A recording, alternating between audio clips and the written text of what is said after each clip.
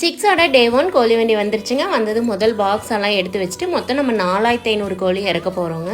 First box எவ்வளோ பாக்ஸ்ன்னு சொல்லி கரெக்டாக கவுண்ட் பண்ணிவிட்டு அதுக்கப்புறம் கோழி குஞ்சு வந்து ஒவ்வொன்றா கவுண்ட் பண்ணி கொடுப்பாங்க. மொத்தம் ஒரு பாக்ஸில் 4 டிவைட் பண்ணியிருக்குல்ல, ஒவ்வொன்றிலையும் 5 60 இருக்குது ஒரு பெட்டியில்.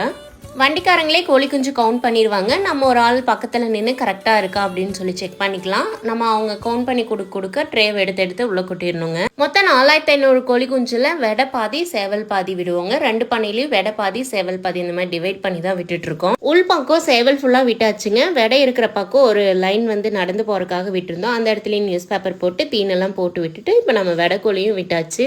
கோழி குஞ்சு விடுற இடம் அப்படியே கூண்டு மாதிரி இருந்துச்சுங்க. சுற்றியும் சீலிங், அடியில் நியூஸ் பேப்பர், குண்டு பல்ப், அந்த பானையில் கறி போட்டு நல்லா வெதுன்னு அந்த ஹீட்டு வர்றது அப்படியே நம்மளே படுத்துங்களாம். அந்த அளவுக்கு நல்லா வெதுன்னு இருந்துச்சுங்க. எல்லா கோழி குஞ்சும் கரெக்டாக கவுண்ட் பண்ணி கொடுத்துட்டாங்க. அதில் வீக்ஸ் ஏதாவது இருந்துச்சுன்னா நம்ம அதை எடுத்து கொடுத்துட்டோம்னா அதுக்கு பதிலாக வேற கோழி குஞ்சு கொடுத்துருவாங்க. எல்லாமே கவுண்ட் பண்ணிட்டு கடைசியில் பில்ல சைன் பண்ணி நம்ம கொடுத்துட்டோம். வண்டி கிளம்பிடுச்சு. இந்த குளிர்காலங்கிறதுனால நம்ம சார்கோல் வந்து நல்லா அதிகமாக போட்டு பானையில் ஹீட் கொடுத்துட்டு இருக்கோம்.